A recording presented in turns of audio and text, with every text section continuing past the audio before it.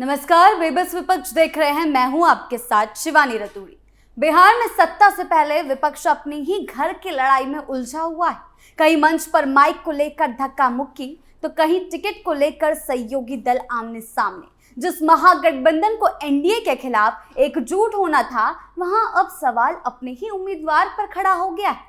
राजद के स्थापना दिवस पर खुले मंच से नेताओं की तीखी नोकझोंक ने अंदरूनी कलह की तस्वीर दिखा दी है और अब बांकीपुर उपचुनाव में आरजेडी और कांग्रेस दोनों सीट पर दावा ठोक रहे हैं। ऐसे में सबसे बड़ा सवाल है कि क्या विपक्ष पहले अपने घर की लड़ाई जीतेगा या फिर अंदरूनी टकराव ही विपक्ष की सबसे बड़ी कमजोरी बन जाएगा। क्या कुछ चल रहा है, बात करेंगे, लेकिन उससे पहले एक नजर डालते हैं बिहार की टॉप हेडलाइंस पर।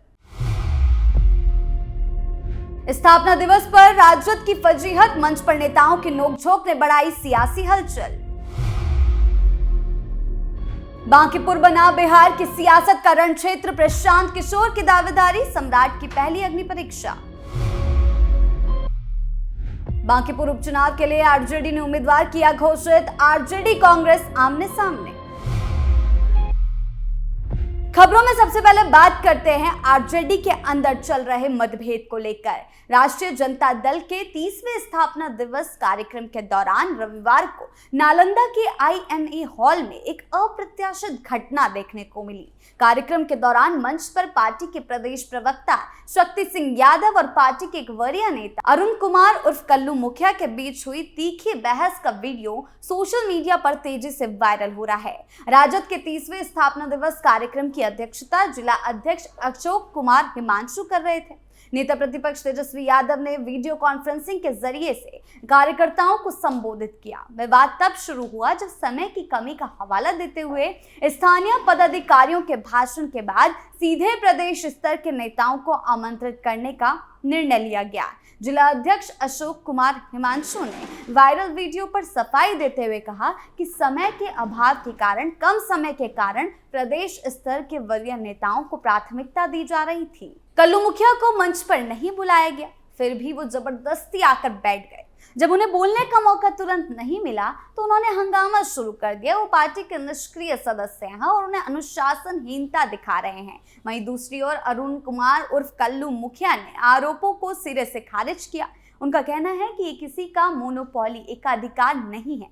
उन्होंने दावा किया कि मंच संचालन करने वाले लोग वरिष्ठ नेताओं को भी बोलने का मौका नहीं दे रहे थे, इसीलिए उन्होंने इंटरफेयर किया। उनका कहना है कि उन्होंने केवल व्यवस्था के खिलाफ आवाज उठाई थी। यानी कि आरजेडी के अंदर टूट फूट खुलकर सामने आ रही है, मतभेद देखने को मिल रहे हैं। स्थापना दिवस कार्यक्रम के दौरान हुई सार्वजनिक नोकझोंक ने जिले में चर्चा का बाजार गर्म कर दिया है। जहां एक तरफ जिला अध्यक्ष से अनुशासनहीनता और निष्क्रिय करार दे रहे हैं, वहीं दूसरी तरफ इसे पार्टी के अंदर चल रही गुटबाजी और वर्चस्व की लड़ाई के रूप में देखा जा रहा है। जहां तेजस्वी यादव बिहार छोड़कर विदेश में बैठे हुए हैं।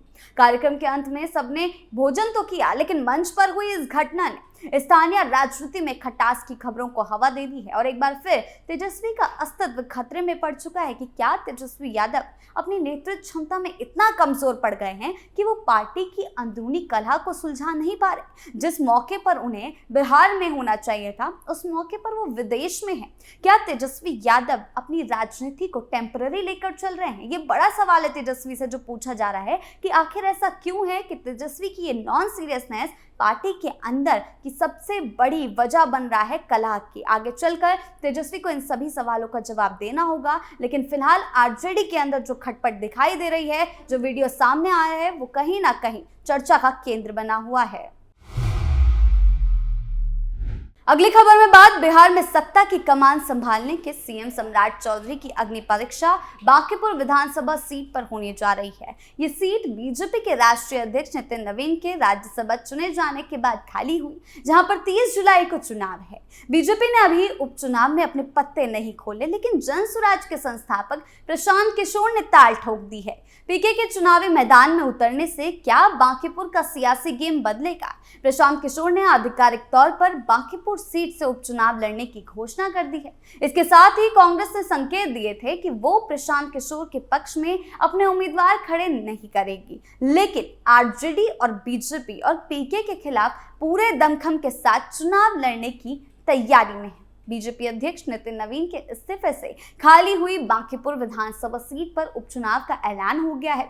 सोमवार से नामांकन की प्रक्रिया शुरू हो गई है और 13 जुलाई तक कैंडिडेट अपना नामांकन दाखिल कर सकते हैं। उपचुनाव के लिए 30 जुलाई को वोट डाले जाएंगे। बांकीपुर विधानसभा सीट बीजेपी का मजबूत दुर्ग माना जाता है, जहां सम्राट चौधरी का असल इम्तिहान होना है, क्योंकि आरजेडी ने भी प्रत्याशी उतार दिया। कांग्रेस आरजेडी के बीच रार चल रही है। इस बीच प्रशांत किशोर खुद मैदान से उतरे हैं। हालांकि बीजेपी ने अभी अपने पत्ते नहीं खोले हैं।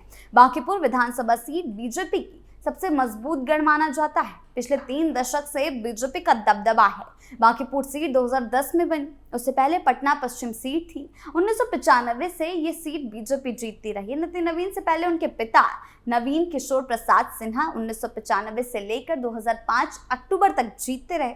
2006 में उनके निधन के बाद नितिन नवीन विधायक चुने गए। नितिन नवीन लगातार 5 बार विधायक रहे। पहले पश्चिम पटना सीट से 2006 में उपचुनाव जीतकर विधायक बने। इसके बाद जब ये सीट बांकीपुर बन गई तो 4 बार चुनाव जीते। बिहार में बीजेपी की सबसे मजबूत सीट मानी जाती है, जहां पिछले 3 दशकों में बीजेपी का ही कब्जा रहा है। नितिन नवीन ने एक तरफा हर बार जीत दर्ज की है और अपने खिलाफ उतरे प्रत्याशी को भारी मतों से हराया। 2025 में नितिन नवीन को 98,000 से ज्यादा वोट मिले थे और आरजेडी की रेखा कुमारी को 51,936 वोटों से शिकस्त दी थी। बांकीपुर सीट पर बीजेपी और नितिन नवीन को शिकस्त देने के लिए आरजेडी, तेज प्रताप यादव और साथ ही साथ कांग्रेस भी प्रत्याशी को मैदान में उतारना चाहती है। उसके बाद लेफ्ट पार्टियों का समर्थन हासिल करने की कोशिश की जा रही है कांग्रेस और आरजेडी द्वारा। उसके बाद भी जीत नहीं सके। इतना ही नहीं, 2015 में आरजेडी, जेडीयू और कांग्रेस मिलकर भी बीजेपी को बांकीपुर सीट पर शिकस्त नहीं दे सके थे। अब नितिन नवीन के इस्तीफे के बाद हो रहे उपचुनाव पर सभी की निगाहें हैं। बांकीपुर विधानसभा क्षेत्र का सियासी समीकरण काफी अहम है, जिसके चलते ही बीजेपी के लिए ये सीट अजय बनी हुई है। यहाँ पर कुल मतदाताओं की संख्या करीब 3,91,000 है। यहाँ पर सबसे ज्यादा मतदाता कायस्थ समुदाय के हैं। माना जाता है कि 14% कायस्थ वोटर हैं, जो 60 से 65,000। इसके बाद दूसरे नंबर पर यादव हैं, जो 12% हैं। बिहार के सियासी इतिहास में पहली बार बीजेपी का मुख्यमंत्री है। इस तरह सीएम सम्राट चौधरी के सत्ता संभालने के बाद पहली बार बिहार में उपचुनाव हो रहा है। बांकीपुर सीट बीजेपी अध्यक्ष के इस्तीफे से खाली हुई, जिसके चलते सीएम सम्राट के लिए ये एक बड़ी चुनौती है। बांकीपुर का चुनाव एक तरह से जनमत संग्रह माना जा रहा है। बांकीपुर उपचुनाव के नतीजों को सीएम सम्राट चौधरी की अगुवाई में बनी 2 महीने पुरानी सरकार के कामकाज से जोड़कर देखा जा रहा है। बांकीपुर विधानसभा उपचुनाव अब सिर्फ एक विधानसभा सीट के लिए मुकाबला नहीं रह गया, बल्कि इसे बिहार में सम्राट चौधरी के लिए, एनडीए के लिए पहली बड़ी राजनीतिक परीक्षा के रूप में देखा जा रहा है, जहां सभी दल अपनी अपनी दावेदारी ठोक रहे हैं।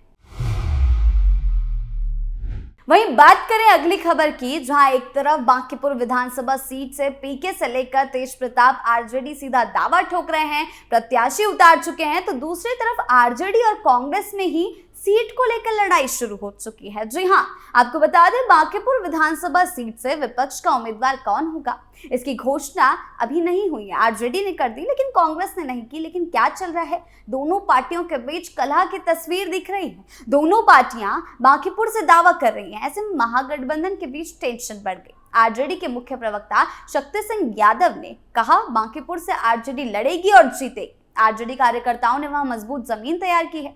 आरजेडी ने रेखा कुमारी गुप्ता को अपना उम्मीदवार घोषित कर दिया है। इस बार जनता बदलाव के लिए वोट करेगी, ऐसा शक्ति सिंह यादव का कहना है। हमारे कार्यकर्ता प्रचार में जुट गए हैं। शक्ति सिंह ने कहा, 2025 के बिहार विधानसभा चुनाव में महागठबंधन में कोई सहयोगी दल उस सीट पर लड़ने को तैयार नहीं था। तब आरजेडी लड़ी और प्रत्याशी को 50,000 वोट आया। जल्द कैंडिडेट का ऐलान होगा। दूसरी ओर महागठबंधन से कांग्रेस ने भी बांकीपुर सीट पर दावा ठोक दिया है। बिहार कांग्रेस के प्रवक्ता असीत नाथ तिवारी ने कहा कि बांकीपुर सीट पर कांग्रेस का दावा सबसे मजबूत बनता है। ये सीट कांग्रेस की पारंपरिक रही है। उनका कहना है कि इसीलिए इंडिया गठबंधन के दलों को मिलकर इस सीट को लेकर निर्णय लेना चाहिए। कांग्रेस को भी अकेले फैसला नहीं लेना चाहिए। कांग्रेस नेता ने आरजेडी पर हमला करते हुए कहा, अगर इंडिया गठबंधन का कोई दल बिना सहयोगी दलों से बातचीत के ही इस सीट पर दावा ठोक रहा है, तो इसका मतलब है वो दल इंडिया गठबंधन से अलग है। यानी कि आरजेडी और कांग्रेस के अलग होने का इनडायरेक्टली मतलब दिखाई दे रहा है। बाकी सहयोगी दल को महत्व नहीं दे रहे, इसलिए हम वैसे किसी सहयोगी दल को महत्व देने के लिए विवश ही नहीं है।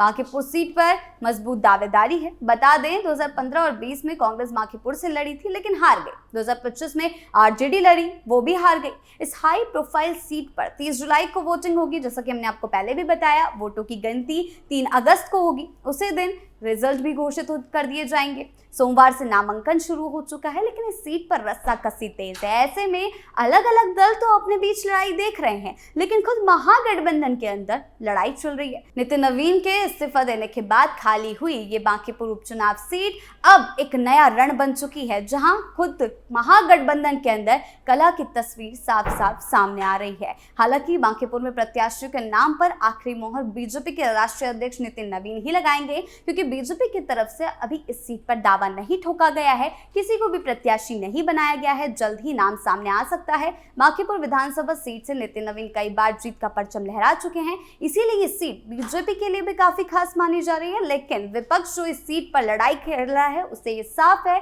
कि महागठबंधन को इसका बड़ा खामियाजा भुगतना पड़ सकता है। तो फिलहाल इन कुछ मुद्दों पर विपक्ष बेबस नजर आ रहा है। आपके इन मुद्दों पर क्या राय है, हमें कमेंट सेक्शन में जरूर बताएं। धन्यवाद।